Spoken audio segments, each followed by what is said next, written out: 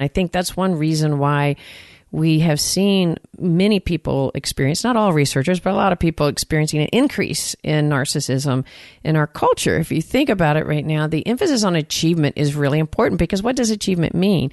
Achievement is ostensibly kind of outward manifestation of your accomplishments. And you're talking about like an art piece. Are you doing it to be the most perfect artist? Or are you creating a sense of an internal expression that is creative and that you feel compelled to share? They're really different motivations.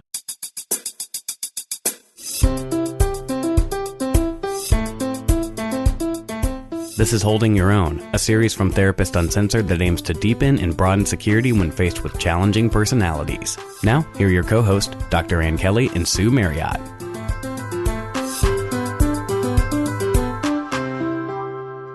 Hi, everybody. We're back. This is the third episode in a series of Holding Your Own. And we are doing a series on building and holding your own security while in relationships with difficult types of personality traits. And today we are going to be talking about an element of narcissism. So we started talking about what messy security looks like what's healthy but looks pretty ugly. And then last time we talked about one of the kinds of narcissism, which is grandiose narcissism.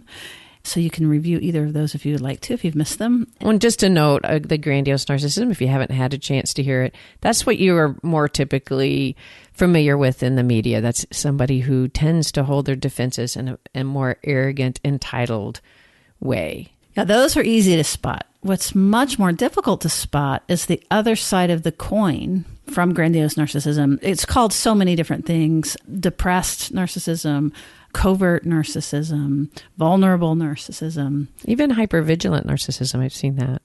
And I'll say, it's easy to point and identify the grandiose, but once we start talking about the vulnerable, it's kind of like the worst in the room and feeling like so bad that we're worse than other people, which I don't know if you are like this, but it's easier to generally identify with that side of things. A lot of people that are in therapy have depression, have shame, and can feel really crappy about themselves. So we'll keep the conversation going about what's the difference between depression and this opposite of grandiose narcissism. So one of the reasons why the title of it being covert narcissism, the word covert is because it can be hard to identify, and it can be hard to identify because it's not always the individual standing out, grabbing attention by appearing that they need it so much. Sometimes somebody in the corner that is on all levels looks like they're avoiding and not wanting attention really can make us focus that direction because we worry. Think of the loud, quiet one. The one that everyone is really aware that isn't speaking. Now, again, remember, we are not diagnosing anyone. So as you're listening to this, the whole idea here is that if you can kind of identify some of the dynamics in someone else or even in yourself, we want to focus on what to do about it to move towards secure relating. So as I'm saying some of these things, I can just imagine people either feeling embarrassed because that's them, or feeling like they can hear someone that is close to them. Right. And we're going to hear elements of all of us in some of these things, right? We're all going to feel periods of our own arrogance, our own entitlement, and maybe we've had this really horrible period and we're in the corner. We really do need people's attention, even if we don't know it. And so we've gone to the event, but we're really withdrawn. And maybe secretly we are trying to pull someone in, even on an unconscious level, to take care of us. And that's not pathology, right? That sometimes is insecurity being acted out. That's right. And everybody in certain circumstances can be arrogant and can feel like they're the better than, and like you're saying, or can feel underneath. Let's just jump right in about some of the difference is, one, if you actually have narcissism, these are two sides of the same coin, exactly.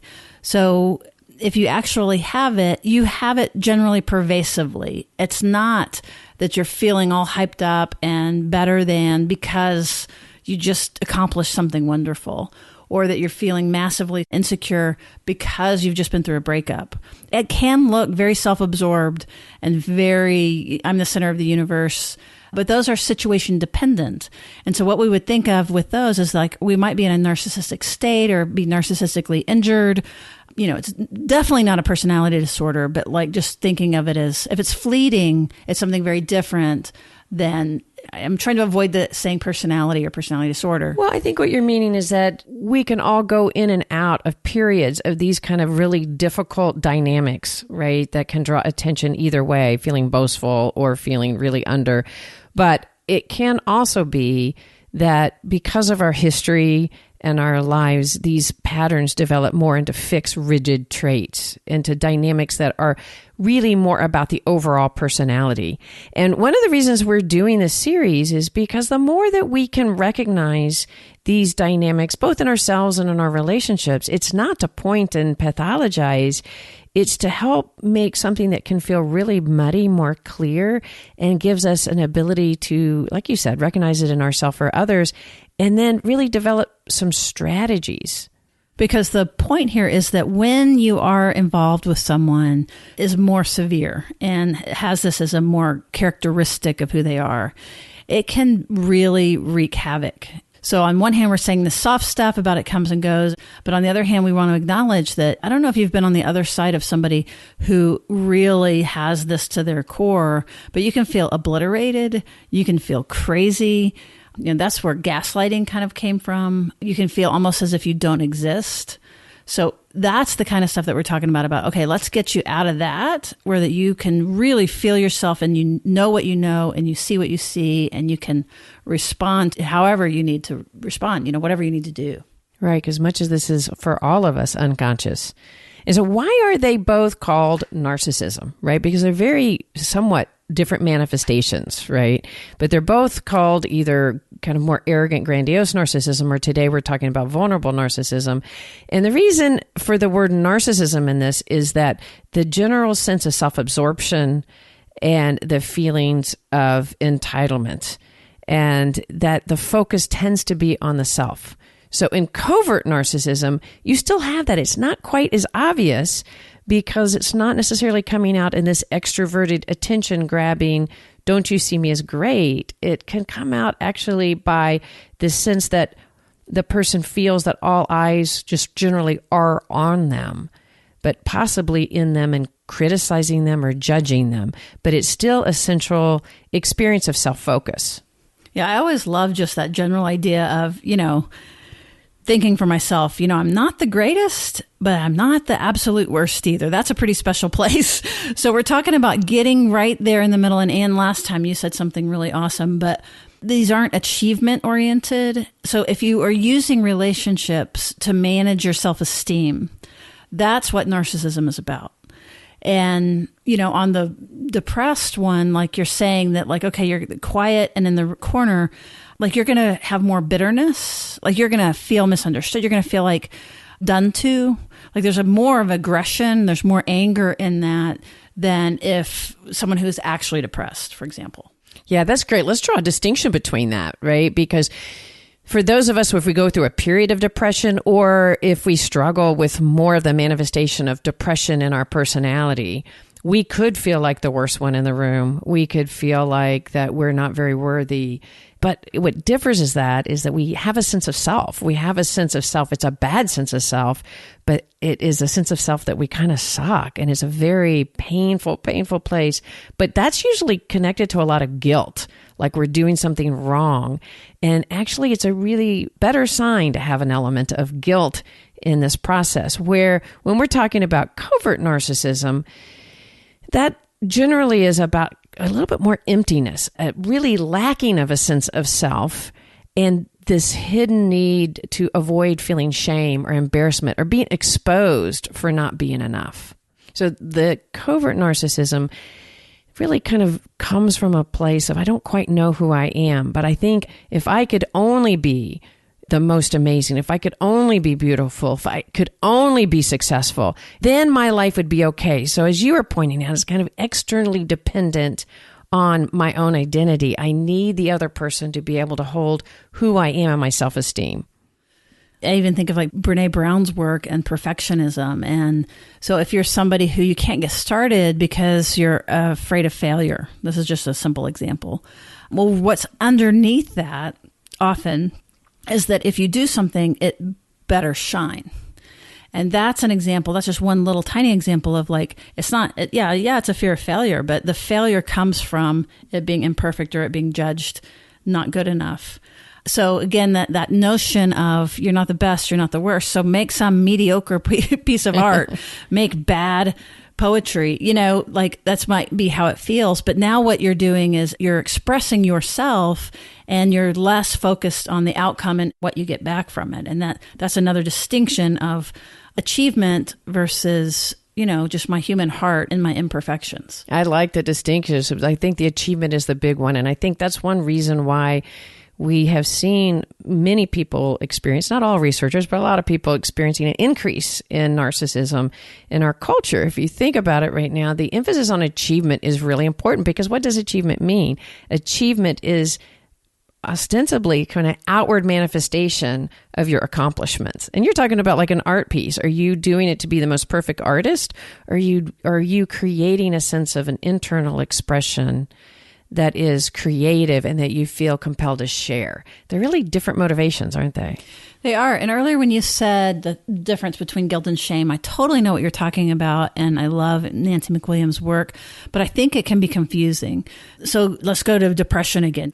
Well, if we talk about the difference between feeling depressed versus having more of a depressed covert narcissism, those aren't the same thing.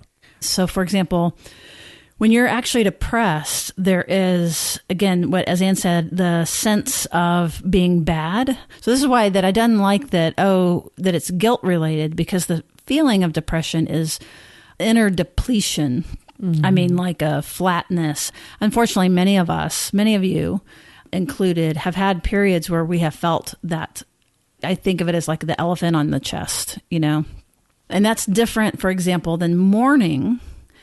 So if I'm mourning something, there's a loss outside. If I'm depressed, then it's me that is wrong or bad.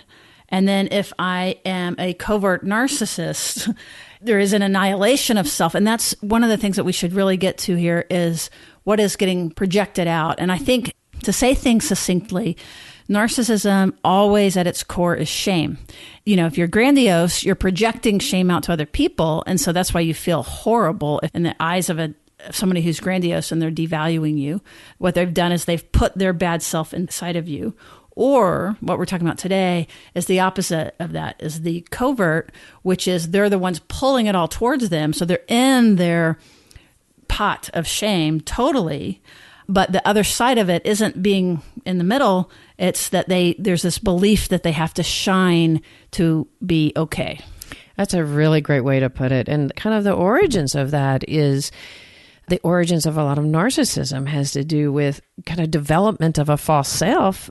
And it's because of how their value was given to them, right? If we're valued for who we are as a child, really seen, our good and our bad self, but really valued for who we are, we can have a core sense of knowing who we are. But when we're valued for what we can bring to somebody else, whether it's admiration because you shine for your parents or being around constant criticism. Either way, it's really hard to feel the development of a true sense of yourself. So there's a sense of false self. And so I like how you're really explaining this part of a covert narcissist will end up bringing the attention towards them because it's dependent. They can't find themselves. So if they can draw the attention for their negative selves towards them, then it helps them have a sense of identity. Part of how you can tell is, again, this idea of narcissistic supply. If you're being used to maintain somebody's self-esteem, then you might be very valuable as a person in relationship with them, but it's only to the extent that you're serving them, that you're filling them up, that you're making them, either that you're bringing them out of the depths of despair or that you're mirroring your admiration and the grandiose piece of it. That helps us jump into why we might get in relationships, and these are what is attractive initially about these dynamics. There's a sense of pressure, right? And it's a pressure on both sides. And I feel I want to mention the compassion here for both sides. It's hard to feel the compassion for the arrogant side because they don't seem like they need compassion. But both sides actually, when we fall on those ends, we need compassion because it is this hole and this sense of pressure, because if not getting filled by that extension, there's a desperate sense of emptiness that's right below the surface. That's one of the ways that you can tell when you're relating to somebody that has a more narcissistic inner orientation. This is, if you're a therapist, you feel this as well. You're drawn to like fight them, and so when you're saying that they need compassion, sometimes it's like when you have none and you just want to say, put your hands on your hips and like, your poop stinks, man. Like, like if you're really like aggressively wanting to point out that they're not that great, that's actually a sign of that. Right. Like pulling out sort of this unempathetic confrontation. That's like right. Therapists can fall into that when they have an arrogance in front of them, as they're not empathetic listener and can be combative. Or the other side of that is when you feel the eggshells and then you feel that the only way to relate is to, again, mirror them and give them back what they need. So you basically, it's kind of like you either lose yourself is the internal feeling, or you're like swinging away and like fighting for yourself. So those are kind of signs that you can feel inside of yourself when you might be in a narcissistic dynamic. So that also can be that somebody that is experiencing more covert types of narcissism, they can bring out the experience that they've been quite victimized. And so that you can fall in, whether you're in a relationship with somebody or you're a therapist with somebody, that they're chronically in this feeling of feeling very fragile, put upon, and therefore victimized. And so initially it can bring out a lot of sympathy. We did an episode one time, Anne, on Cartman's Triangle. And it's probably worth just referencing that real quick, that inside of each of us, there are basically a triangle of states: the perpetrator, the victim, and the rescuer. And so some of what Anne's talking about with the covert narcissism is they're going to be in the victim position, and you're pulled to either really take care of them and hold them up and, try to right the wrongs that have been done to them. Or you end up popping over and being really mad and wanting to punch out of this. So what you want to do with this always is you're trying to aim for the middle of the triangle. And the middle of the triangle looks like you have access to assertion and boundaries, which comes from the perpetrator side, but a healthy version of it. You have access to care and compassion, which comes from the caretaking side. And you also have access to the part of you that is hurt by this and that is in some pain around the dynamic. So that's your way of holding on to yourself. So it's almost like you have one foot, in the ring of like, this person's making it really difficult for me. This might be how it sounds in the middle of the triangle. Anne's vulnerability, like it's always about her. Oh my God. So for a while I might like really be trying to lift her up and like, no, it's real. They didn't mean that. And, really trying to take care of her. I might pop over and like, be sick of it. Be so sick of it. Like, oh Lord, I'm playing my little violin over here, I'm so tired of having to bring her up from her insecurities. And then the middle though, and it's good to kind of do some of these examples, I think, but in the middle, it might look like that I'm aware of those two things, but I'm also aware of like my fatigue, or here's something that's very realistic. Like if I have a history from my own early upbringing of being a caretaker, then somebody like this is really going to draw that out in me. And so the middle of the triangle would look like, oh, I need to be really careful not to lose myself. And so I need to think when they call on me, when Anne wants me to do something, it's so funny because you're so not narcissistic. It's hard to even do the example. But when she calls on me to do something, it's like considering how that is for me. That's part of it. Having some compassion. So it's not only about me is part of it. And then also, here's a little example of something you could say to someone to help get them out of it, which is like, oh, you weren't invited to a party. You weren't invited to this social outing. Like I could say, well, Anne, did they know that you wanted to go? Did you call them? I know they didn't call you, but like you just help them find their own imperfection. With agency. Yeah. Finding your own sense of imperfection with agency. instead of the victimization, because it could be really easy to like, that sucks that you didn't get invited, so it'd be really easy to support my victimization in that. And if I struggle with covert narcissism, part of the reason I feel like a victim is I really do feel like a victim. I'm not just saying that, right?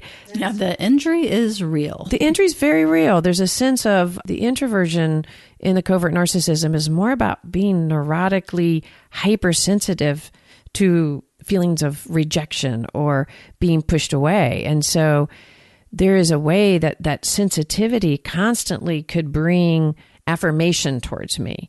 And I can unconsciously be pulling towards it by being in the corner or saying, and nobody ever invites me to anything.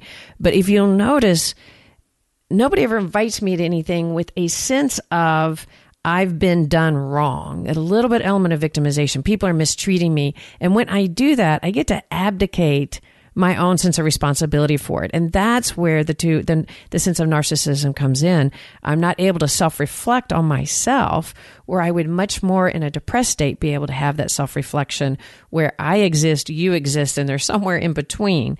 Narcissism loses that relationality. I exist in my victimness and the other person's done me wrong, and they fail to be able to exist with me. And that's the biggest painful part about experiencing narcissism inside yourself or trying to be in a relationship when that is really flared up. Right. So we were saying the injury is real. The issue is that it is real from a long time ago. Yes. And so it's an implicit, well, actually, this gets us into just a little side note here of what causes it, because that's going to inform us about what to do about it. It's very divided. There's lots of different ideas, but I could summarize it like this. Like there's one camp or school of thought. Let's say if you're a plant and if you haven't had enough sunlight and if you've had bad soil, in other words, from neglect or if you've been watered too much or whatever, there's this almost like environmental stunting. And so then what to do about it would be watered too much in terms of you're amazing, you're wonderful. Exactly. Your teacher sucks, not you, would be an overwatering, and underwatering is your coach isn't playing you. What's wrong with the coach? The underwatering, what's wrong with the coach? Or you didn't get played because you didn't try hard enough. Why didn't you try harder? Because Did you see everybody else out there? They can do it. And the reflection being, I need you to succeed for my identity, not because I see you. And that misstep is so painful for the person growing up who really needs to be attuned to. And they missed out on that. I love your plant analogy, because if I've gotten too much water or not enough, my roots are really eroded in a way that I have to experience all the time. Well, where it goes to is like what to do about it. And so if it has something to do with this soil, let's say, and the care, there's idea that you can love them out of this, that if I do enough, if I care enough, if I stay with them no matter what, I'm going to give them more of the nutrients that they didn't have. So that's a school of thought about what to do about this. The other school of thought is that it's not about soil and water, that it really is just the plant has kind of mutated. That, in other words, because in neurological findings, there really is an actual difference from a brain scan, from fMRIs. It's all related to the limbic and the prefrontal cortex. So it really kind of is a different animal when we're really talking about this as a personality disorder, as a way of being. The more rigid, developed fixed traits really do have difficulty regulating their emotions, et cetera. Yes. Right. And so when we talk about grandiosity, so the different train of thought of what to do about it is that you are actively confrontive, that it's not about water and light and love. It's about these people need help coming off their high horse. They don't even know they're on a high horse. So there's really active confrontation to help bring them down into the world of relationality.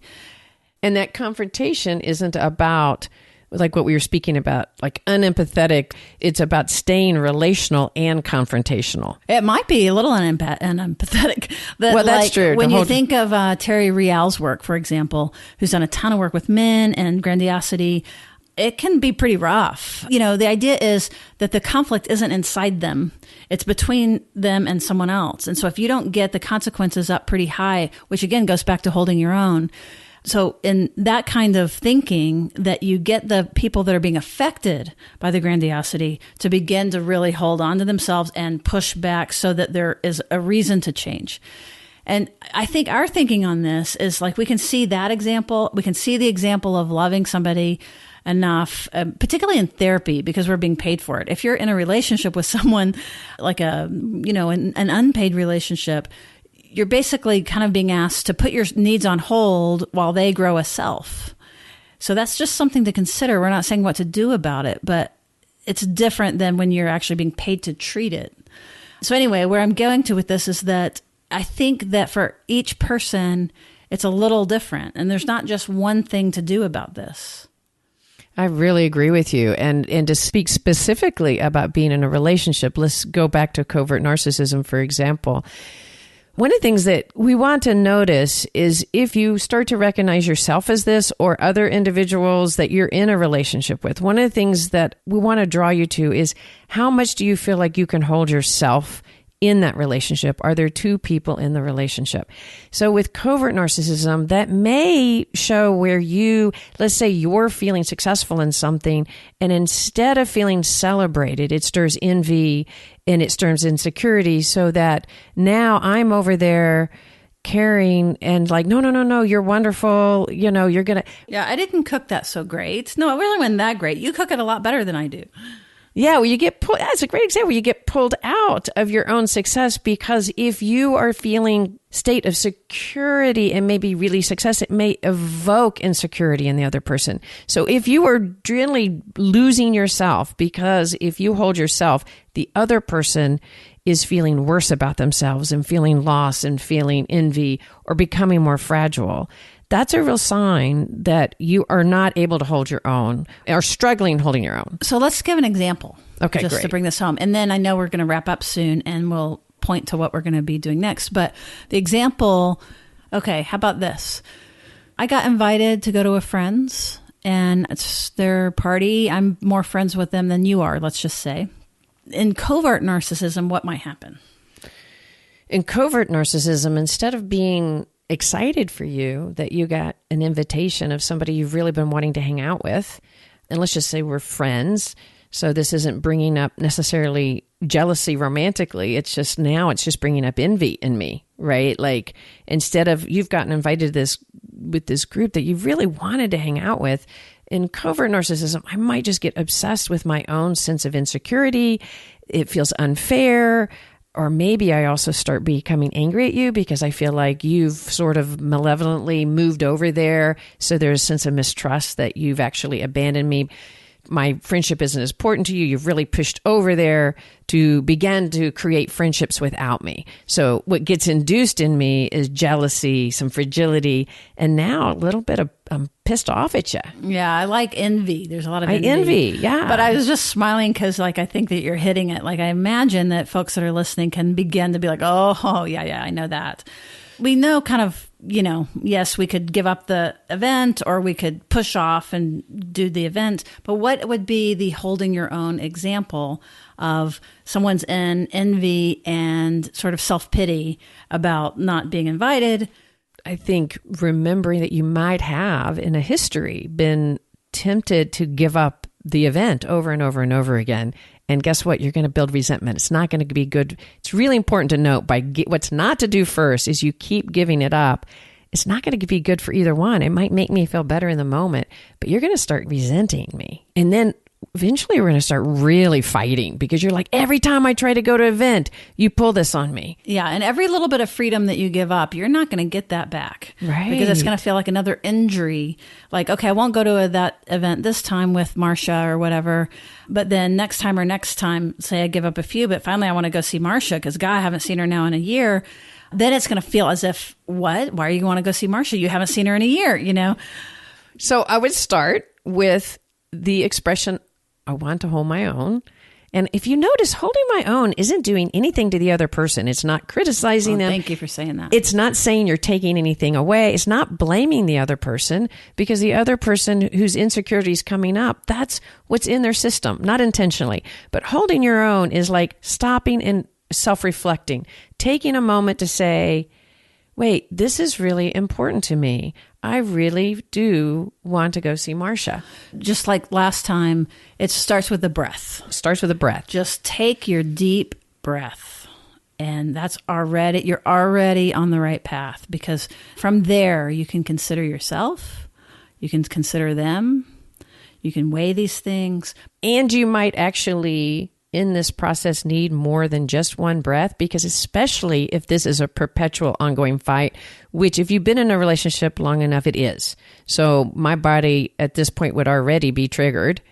Or your body. I'm the one going to the party, and now I've gotten confused in our brainstorm. But because these are repetitive dynamics and they've intensified, because in the beginning it might have felt good to go, no, I don't need to go to that. No big deal. You matter more to me is where we start and we really feel it. But over time, when you start giving up too much and giving up too much, you're pissed and you're angry. So instead of getting in a fight, take a breath and say, I'll be back. I got to take a minute before we talk more about this. So before you continue, you might even need 15 minutes before you come back. So take a breath might be more than one. You might need 2 weeks. Now, come on. So I want to get to the example and then wrap up. All right. So we would take a breath, and holding our own is recognizing what we value and what's important to us. And holding that, now I'm going to see the other person and understand that that person's experience is out a sense of fragility, not just trying to attack us.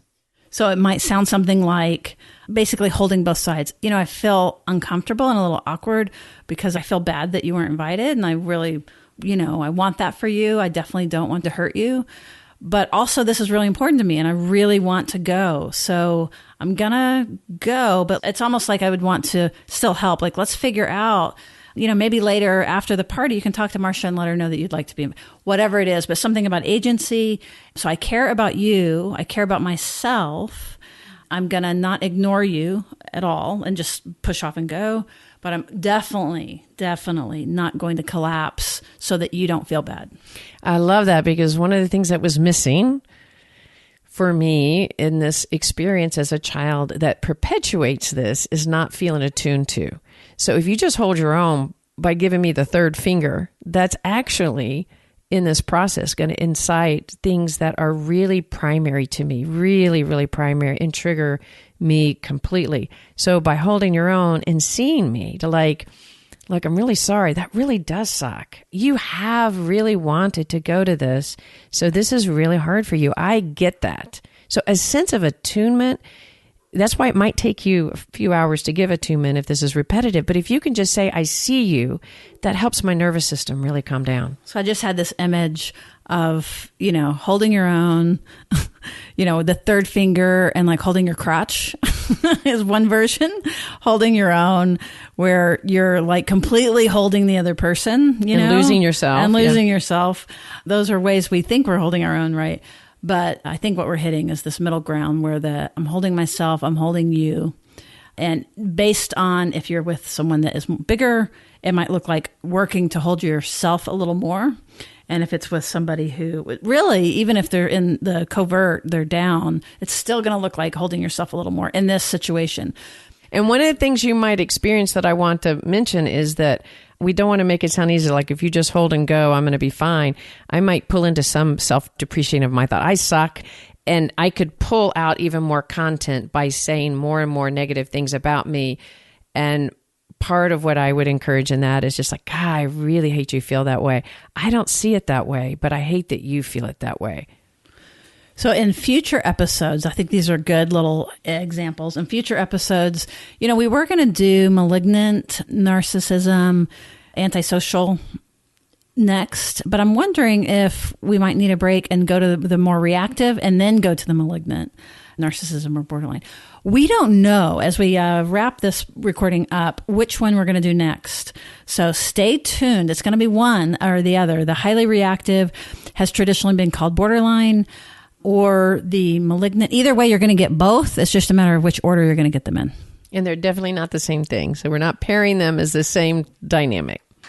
All right, let's make that a wrap. Thanks for joining us. If you found this helpful, please take the time to rate, review, and share this. That really helps us out. And I also want to do a big shout out to our Patreon members. Thank you so much for the support you give us. Makes all the difference in us being able to give this content out there. Yep. And if you're into it, you can join us on Patreon. be a neuro nerd in our community at patreon.com/therapist uncensored. But we do have a course called It's Not Me, It's My Amygdala. And that's about using modern attachment and interpersonal neurobiology to improve your everyday relationships. And you can find that at therapistuncensored.com/ I can't even remember, events, or It's Not Me, It's Courses. My Amygdala. Courses. It's there on the page. You'll find it. Find it on our website. All right. Thanks for joining us, and we'll see you around the bend.